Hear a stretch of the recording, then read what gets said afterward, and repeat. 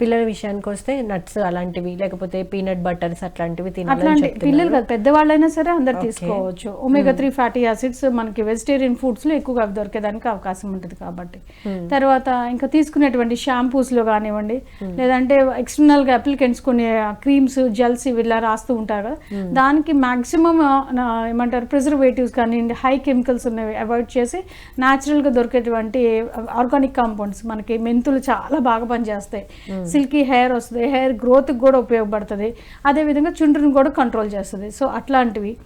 ఇంకా ఎలోవెరా ఇందాక మనం చెప్పుకున్నామా, చక్కగా ఎలోవెరా కలబందని మధ్యలో ఉన్నటువంటి పల్పుని తీసుకుని డైరెక్ట్గా పెట్టుకోవచ్చు, లేదంటే ఆ పల్పులో కాస్త ఉసిరి పొడి అట్లాంటివి ఏమన్నా సరే కలుపుకొని వాటిని పెట్టుకోవచ్చు. అది కూడా లేదు అంటే నిమ్మరసము అండ్ ఎలోవెరా జెల్ మనకు బయట దొరికేటువంటి న్యాచురల్గా ఉండేటువంటి వితౌట్ ఎనీ ప్రిజర్వేటివ్స్ లేనటువంటిది కొన్ని దొరుకుతాయి.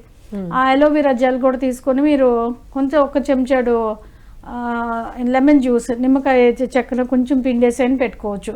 అది కూడా కలుపుకొని చక్కగా స్కాల్ప్కి బాగా మసాజ్ చేసినట్లయితే అది స్కాల్ప్లో ఉండేటువంటి డర్ట్ని తినేస్తుంది, అదేవిధంగా స్కాల్ప్ని నరిష్ చేస్తుంది.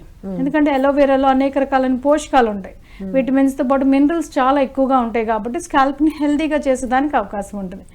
సో ఇంకా మనకి నిమ్మ చెక్కలు ఉంటాయి కదా, నిమ్మ చెక్కలతో స్క్వీజ్ చేసేసి లిక్విడ్ అంతా కూడా నిమ్మ జ్యూస్ అంతా కూడా స్క్వీజ్ చేసి చెక్కలు మాత్రమే ఒక కళాయిలో 1 లీటర్ 2 లీటర్ నీళ్ళలో బాగా మరిగించి ఆ కషాయాన్ని తలస్నానం చేసిన తర్వాత లాస్ట్కి మనం ఎట్లయితే కండిషనర్స్ అప్లై చేస్తామో ఆ మాదిరిగా ఆ జ్యూస్ని అంతా కూడా తలపైన ఆ కషాయాన్ని వేసుకున్నట్లయితే ఒక 2 మినిట్స్ ఉంచుకుని తర్వాత మళ్ళీ ఫ్రెష్ వాటర్తో కడిగేసుకున్నట్లయితే చుండ్రు అక్కడ కొంత తగ్గేదానికి అవకాశం ఉంటుంది. అట్లా కొన్ని తీసుకునేటువంటి జాగ్రత్తలు. షాంపూ చేస్తున్నారనుకోండి, మరి హార్ష్ షాంపూస్ కాకుండా కొంచెం లైట్ మైల్డ్ షాంపూస్ ఉంటాయి, లేదంటే బేబీ షాంపూస్ ఉంటాయి. బేబీ షాంపూస్తో కూడా చేయొచ్చు. లేదు అంటే తీసుకున్న షాంపూని ఒక చెంచాడు షాంపూ తీసుకొని ఒక మగ్గు నీళ్ళల్లో కలుపుకొని అది షాంపూని బాగా స్కాల్ప్ మీద రుద్దు. చాలా మంది చేసే పొరపాటు ఏంటంటే షాంపూ చేస్తున్నాం కదా అనేసి పైన జుట్టు వరకే రుద్దుకుంటారు. స్కాల్ప్లు బాగా వేళ్ళు పెట్టేసి బాగా మసాజ్ చేయాలి, అట్లానే గట్టిగా గీరకూడదు. చాలా మంది అంటే చుండ్రు ఉంది కదా గట్టి గీరేస్తే మొత్తం పోద్ది కదా అనుకుంటారు. సో అట్లా గీరకుండా బాగా ముని వేళ్లతో ఫింగర్ టిప్స్ అంటాం కదా, నాట్ విత్ ద నెయిల్స్, అలా ఫింగర్ టిప్స్తో బాగా మసాజ్ చేస్తూ బాగా రుద్దుకుంటాం వల్ల ఏంటంటే డ్రై అయిపోయిన స్కాల్ప్ ఉన్న పొడంతా కూడా పోయేదానికి అవకాశం ఉంటుంది.